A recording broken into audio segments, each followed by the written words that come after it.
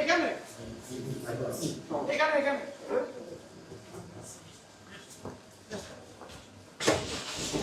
আসসালামু আলাইকুম। নাই আসলে হয়তো আগে করছে কিনা আমি চিনি না তাকে। 4 নাম্বার রোডে সেই হাবিজ বলে আমি কমিশনারে দাঁড়াবো, এই সে খুব ভয় দেখায় স্টাফরা।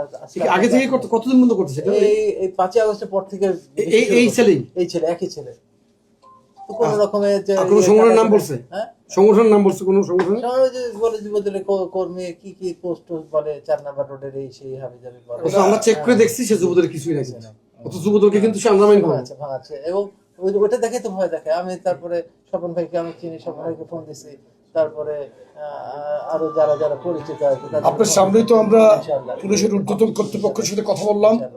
আমাদের যেহেতু সংগঠনের সে কেউ না, আমরা অলরেডি স্টেটমেন্ট করে দিছি যে সে আমাদের দলের না, এবং এটার মাধ্যমে কিন্তু আমরা প্রশাসনকে বার্তা দিয়ে দিছি যে আমরা কোনো অন্যায়কে আমরা প্রশ্রয় দেই না। আমাদের পার্টি এই ব্যাপারে জিরো টলারেন্স।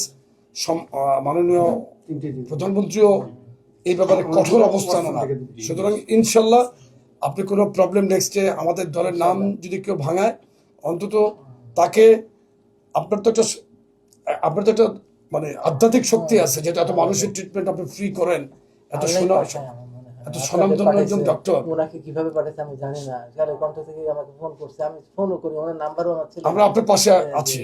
তারপরে আসছে, কিন্তু হয়েছে কি পুলিশ আসে কিন্তু কোন ওদের পুলিশও ভয় পায় মনে হয়, আমি জানি না কি জন্য।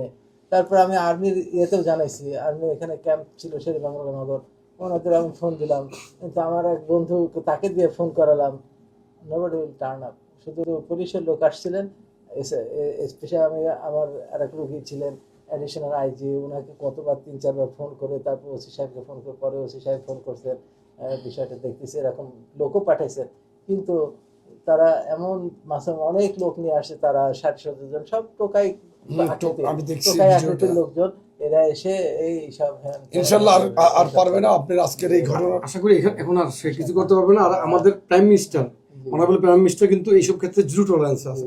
আল্লাহ আল্লাহ আল্লাহ কবুল করবো ওনাকে, কবুল করবো ওনাকে, যেন এগুলোকে বাংলাদেশ থেকে যাতে সবাই যেন এই যে আপনাদের মতো সহযোগিতা পায়। আমরা যখন মানে এরকম লোক আসে আমরা খুব হতাশ হয়ে যায়, আবার ভয়ও পাই, কারণ আমাদের পেছনে তো লোক থাকে না। অ্যাকচুয়ালি আসলে জনগণ যে এইভাবে আগে আসছে, যে আপনারা আগে আসছেন, উনি আসছেন, আমি ফোন করছে, আমি তখন ধরতে পারি না, নামাজের পরে ভাবতেছি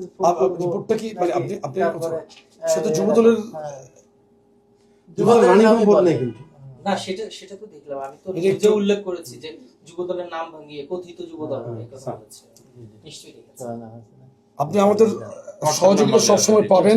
হ্যাঁ, এটা আমাদের হোয়াটসঅ্যাপ, তার পাশে দেখে নিন।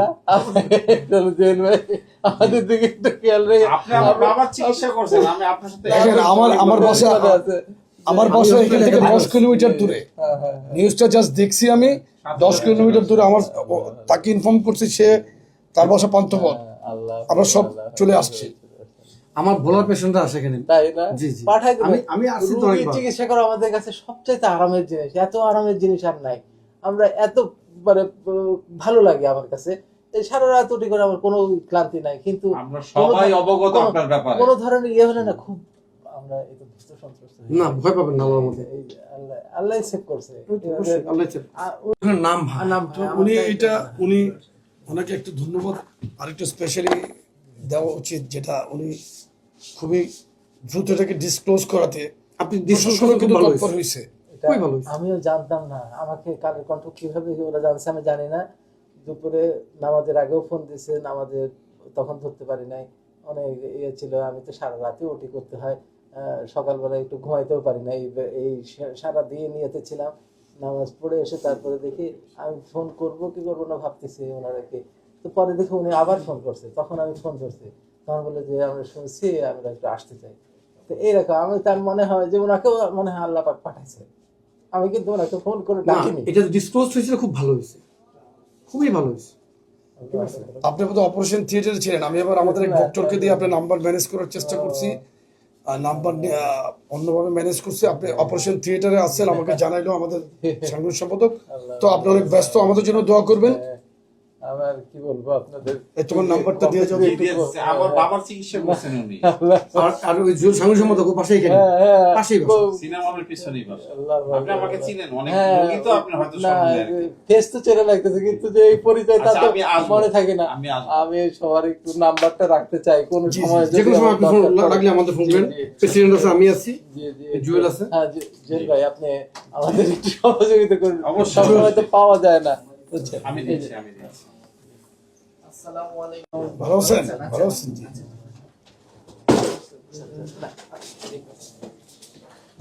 অ্যাকচুয়ালি